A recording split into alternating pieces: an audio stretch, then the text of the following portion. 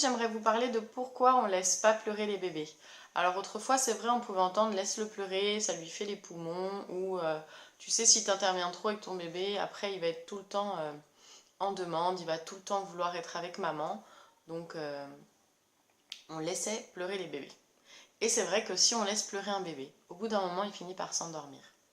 Mais sachez une chose, c'est qu'il ne s'est pas endormi parce qu'il a compris qu'il pouvait s'endormir tout seul, qu'il avait les capacités de se faire confiance, etc. Vraiment, l'enfant s'endort de un parce qu'il est épuisé, de fatigue, d'agacement, de stress, et de deux parce que finalement, le bébé ne pouvant pas pleurer, enfin ne pouvant pas parler, pardon, quand il pleure, ce qu'il fait, c'est qu'il exprime un besoin, il appelle son parent.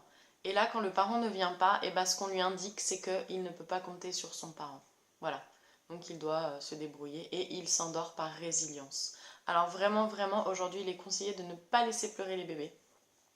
Au contraire, c'est tout l'effet inverse recherché que de vouloir lui apprendre à s'endormir tout seul, à se faire confiance, etc. Et finalement une autonomie et de l'estime de soi. Eh bien, non, non, non. Le fait de pleurer aussi pendant un certain temps, ça va générer beaucoup d'hormones de stress, notamment le cortisol, qui à haute dose n'est pas bon pour l'organisme, bloque après les apprentissages, etc. Donc vraiment, vraiment, ne laissez pas pleurer vos bébés. Dites-vous que les premiers mois, on parle de l'attachement sécure. C'est très important parce que c'est ce qui va permettre à l'enfant d'être en sécurité affective et grâce à cette sécurité affective, il pourra ensuite passer à autre chose et apprendre justement. Mais la première chose fondamentale, c'est qu'il puisse être sécurisé et apaisé.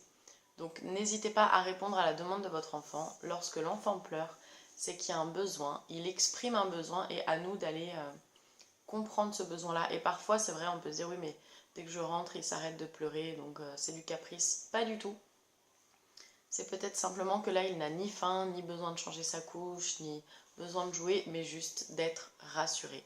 Et vraiment, le besoin de sécurité, c'est ce qui arrive en besoin fondamental en deuxième.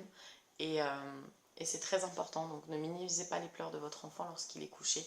Intervenez et rassurez-vous, il finira par acquérir cet attachement sécure pour ensuite, par lui-même, plus tard faire les choses, découvrir, faire des expériences sans avoir toujours votre attention.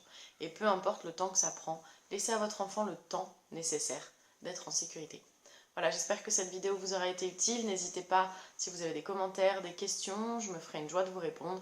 Et puis vous pouvez en attendant partager la vidéo et liker mon travail. A très vite!